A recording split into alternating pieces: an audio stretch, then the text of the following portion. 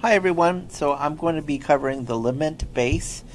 This is going to be in relation to two pieces in the anthology that we're talking about this semester.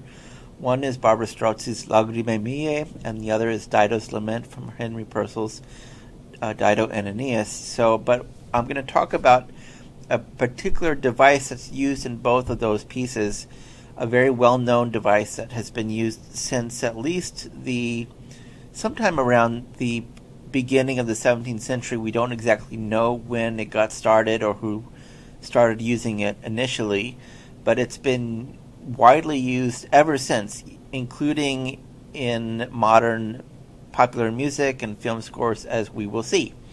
So we're going to talk about that and listen to a number of examples. So what is the Lament Bass? The Lament Bass is, in its basic form, it's an ostinato, and an ostinato means that it's a repeating musical figure, and that device usually appears in the bass line, and it consists of a descending stepwise fourth. The conventional form of a Lament Bass ostinato is a descending tetrachord, and we've talked about that before. That means 4 notes, and it's a scale where the scale degrees tend to be do, te, le, sol in its basic form. Now there's many variations on the quote-unquote Lament Bass, but that is the basic form that we hear very often.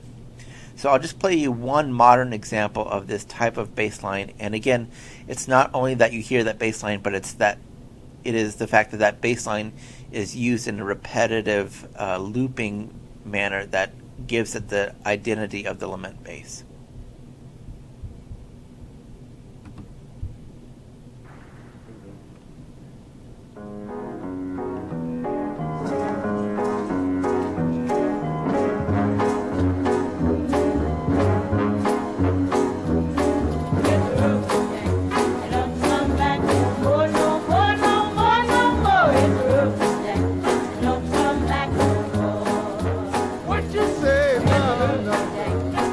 So that was, of course, Ray Stevens, Hit the Road Jack, and just one of many examples of where this Lament Bass shows up as a kind of structural basis for a song.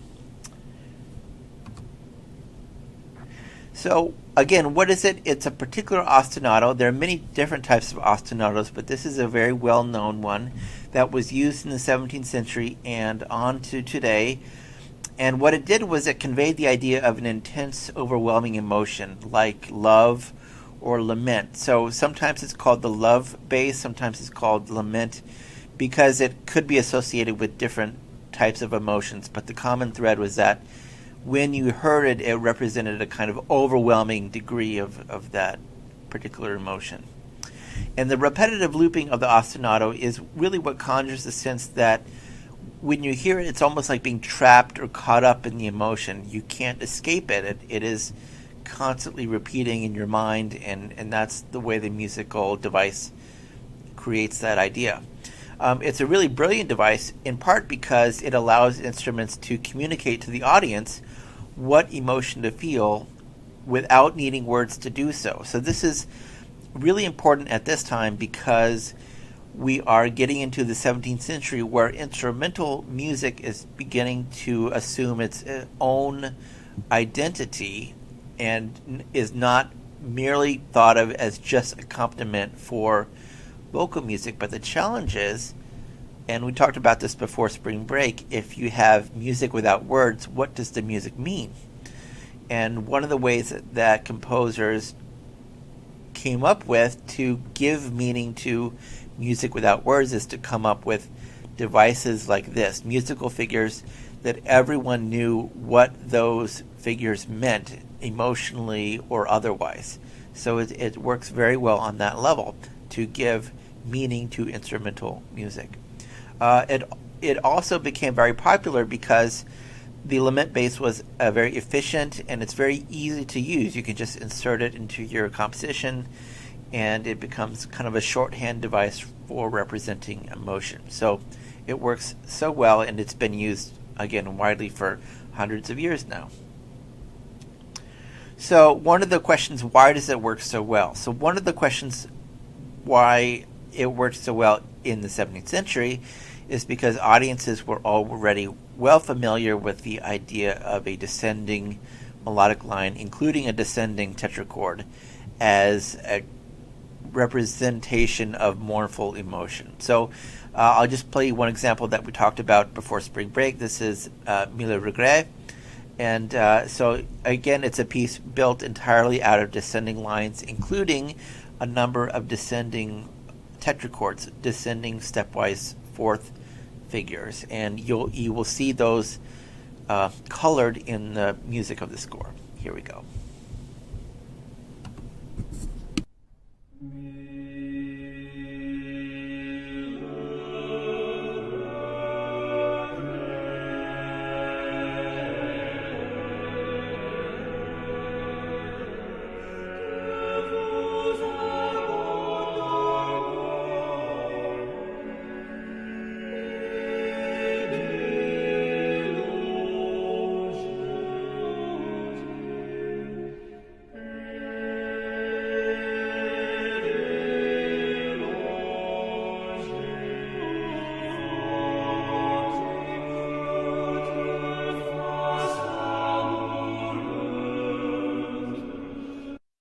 One thing I want to point out is that we have a variety of different types of falling tetrachords. So when we get to where we just stopped, we have A, G, F, E. So that is that Do, Te, Le, Sol descending tetrachord that we associate with the Lament Bass.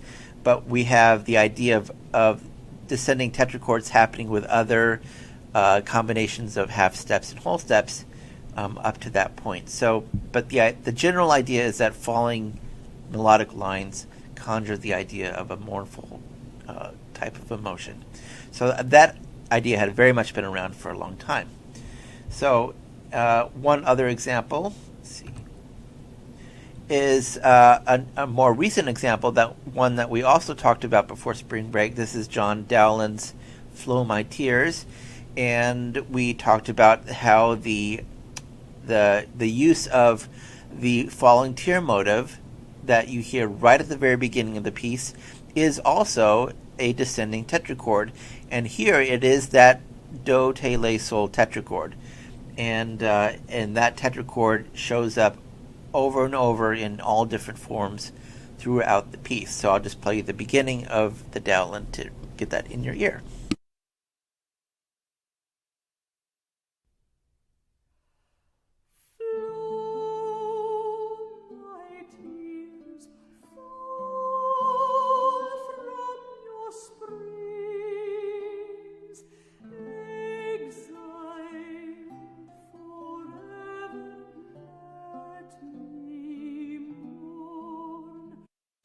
So if you want to listen to the whole piece, it's again very beautiful. You will hear that tear motive happening again in different ways. It'll in the next section it comes in, and it's in a more of a major feel. So the variety is part of the ways in which that kind of descending tetrachord can be varied in different ways across different works. Okay, so this brings us to a little bit later into the 17th century now, 1638, and this is one of the first pieces to really go to town with this Lament Bass idea. I'm not going to play you the entire section where Monteverdi uses it, but it's essentially 4 minutes of non-stop use of that bass line with a lament madrigal happening above it. And so what's happening in the text is that this is called the Lamento della Ninfa. So this is the lament of the nymph, and it's very operatic. This is 1638. This is well into the period when opera has really come into its own in Italy. And so it's a madrigal, but it's very operatic madrigal. So you have a solo female singer representing the nymph, and then you have kind of a chorus of male voices responding to her. So listen to the Lament Bass and the way that the voices interact and create ever fresh dissonances with that bass line to conjure the idea of this kind of fluid, ever-changing, but always dissonant and heartbreaking emotion.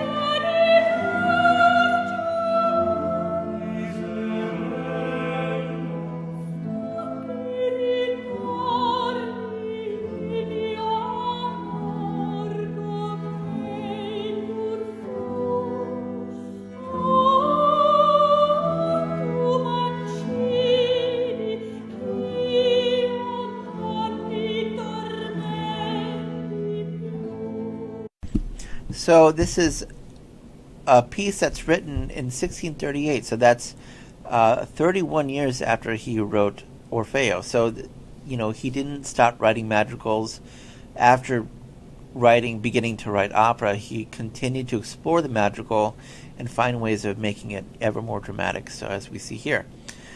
So this use of the Lament Bass is more extreme than we've seen before. And again, it goes over 4 minutes long. But here's another example that is from your anthology. So this is a solo cantata. I'm going to talk more about this piece in another video, but we're going to just talk about the Lament Bass aria section towards the end. And so it starts about here. And one of the things I want to point out is it starts just with instruments. In this particular recording, I think different ensembles do it differently. But when the instrumental introduction comes in, it tells the audience right away, okay, we're going to have a section with a particular type of emotion before the singer even comes in. So we're going to listen to that and then a bit of the aria where the singer sings over the bass line.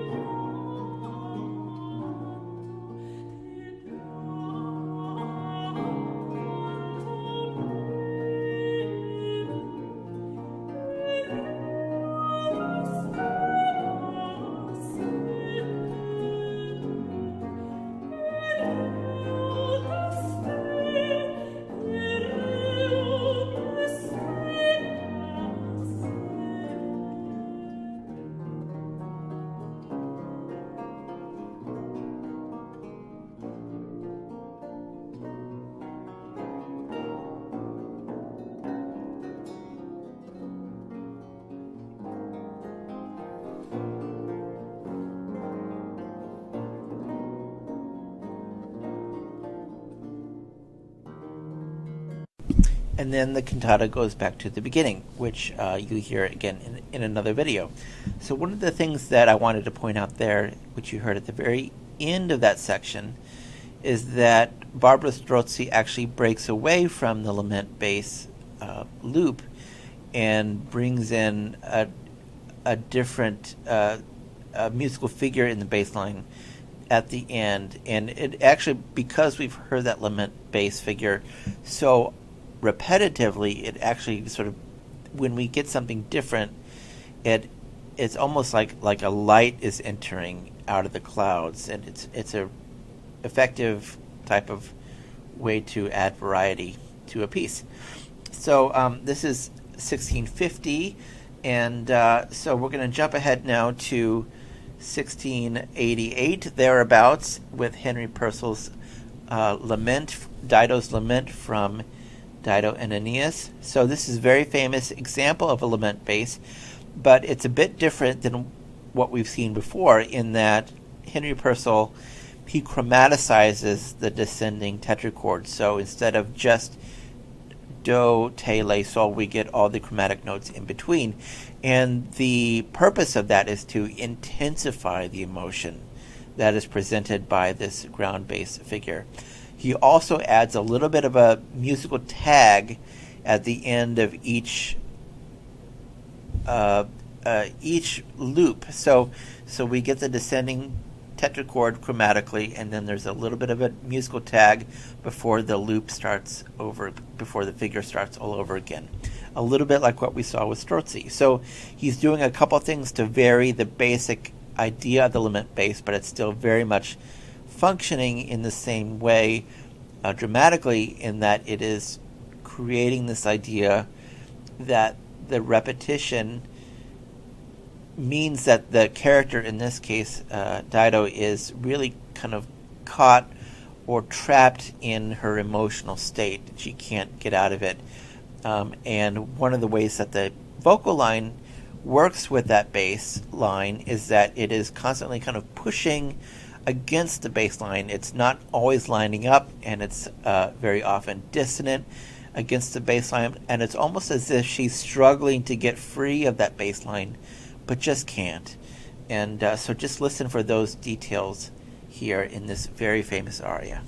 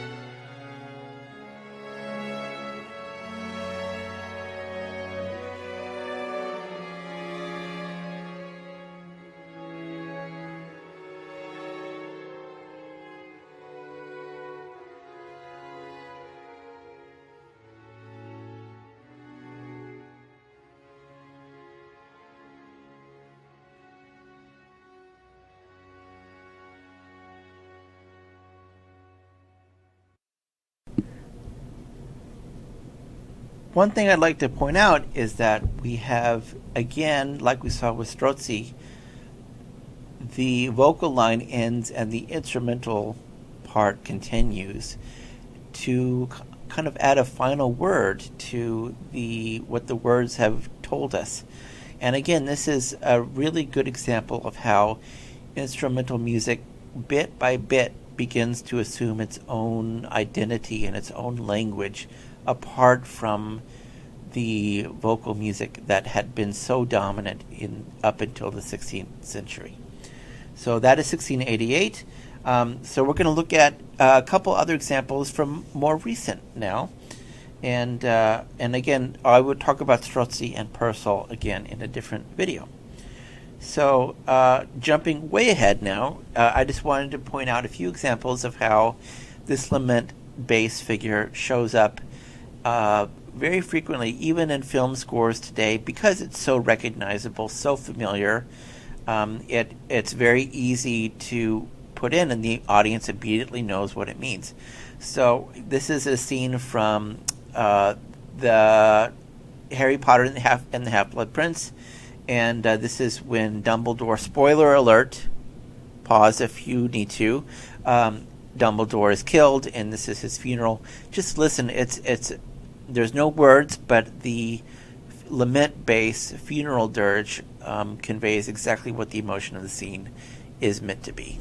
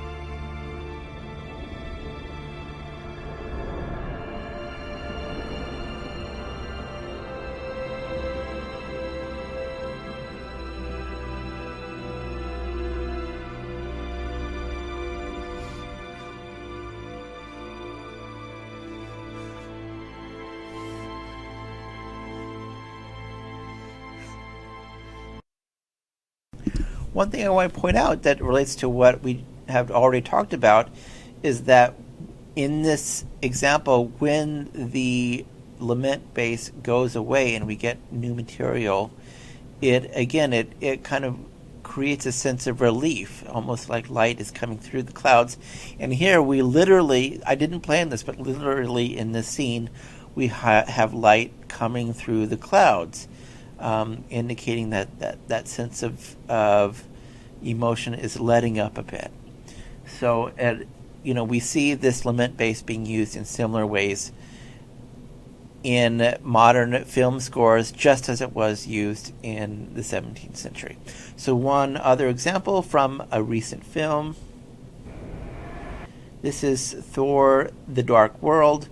Not a great Marvel film, but hey, it provides a nice musical example for us. This is from another funeral scene. This is Thor's mother. She is killed in the second Thor film. Again, spoiler alert, my apologies. But you hear a variation on this lament bass. But still, if you're listening for the bass line, it's very clear that that's what they are doing. So listen for that.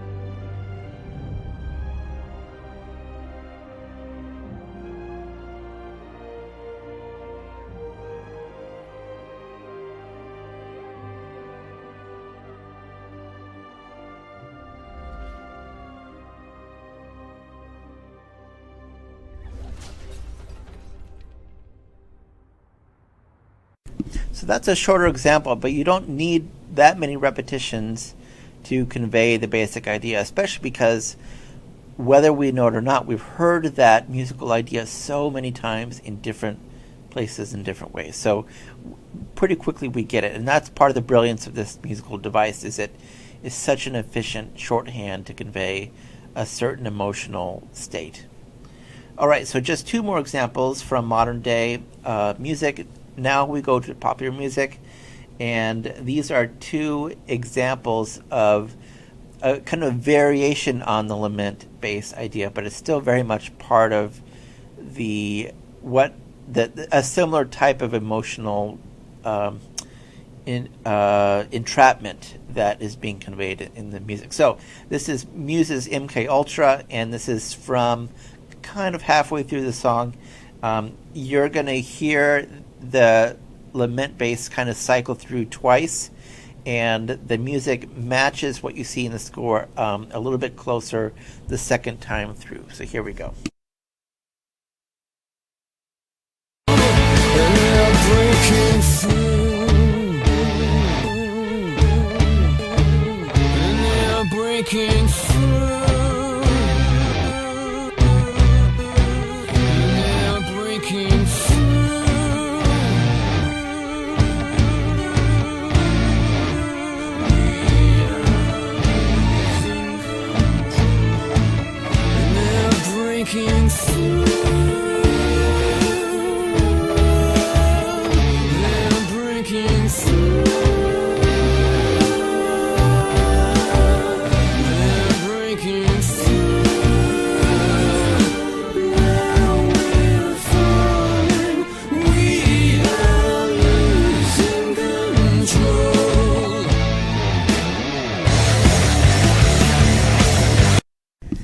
Here I also want to point out that we have the lyrics are saying, now we're fallen, so that idea of falling, of descending bass, is just a very clear example of how word painting is used as much in popular music as it is in Renaissance and Baroque madrigals. So it's very, very blatant word painting there. All right, so one other example. And sorry about that. So this is from Radiohead's Paranoid Android. This is the kind of long dirge-like section, again, kind of halfway through. And it's not as it's a more of a varied version of the lament bass, but still very much building on that idea. Melodically, it's a little bit more varied, but we still have ideas of rain down, so falling. So some of the literary and emotional connotations are very much present, just as they have been in the other examples. So we're going to listen to that.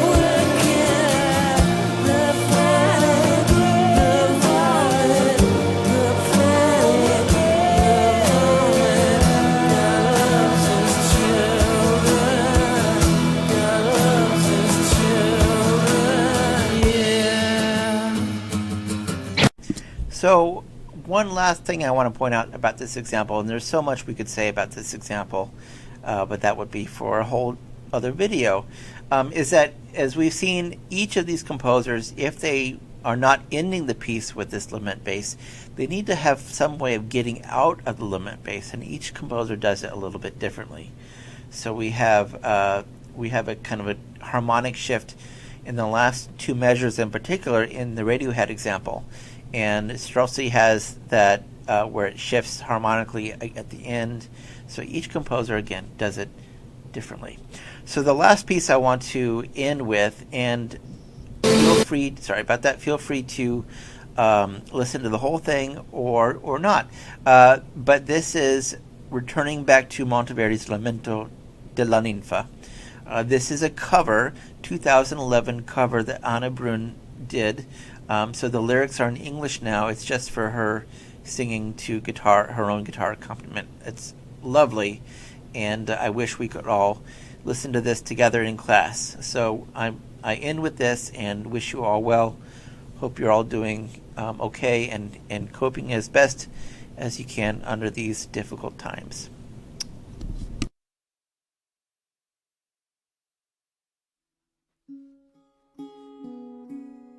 Okay, so this one is, I would call it a cover, but it's a cover of a song from the 1600s written by Claudio Monteverdi, and it's what they call a lament, Lamento della Ninfa, and I've done a translation into English.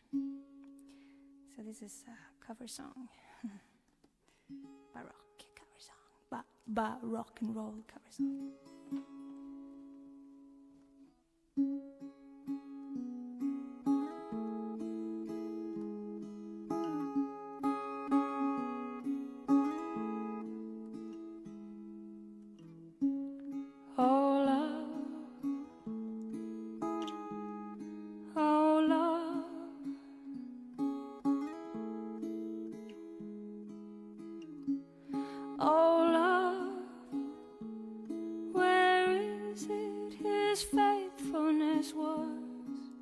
Promise to me, I've been deceived, I'm lost.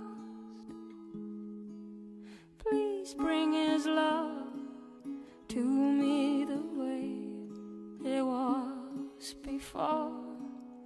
Or let me die now, then it won't hurt me more. It will not hurt me. It will not hurt me no more. And do not let him sigh now, though he is far away from me. No, no, he would not let me hurt anymore, I swear.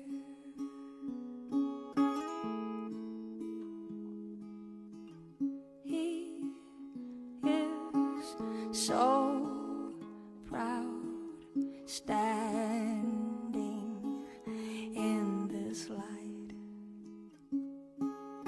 the light I spread on him.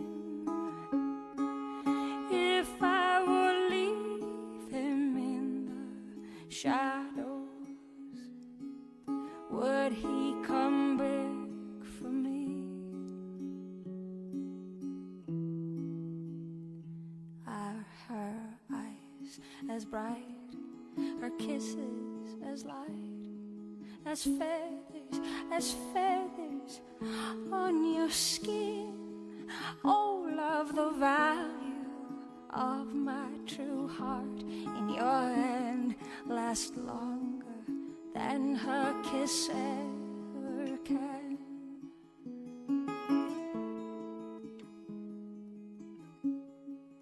Her lips could never hold this true love like my heart. Please do not speak, my love.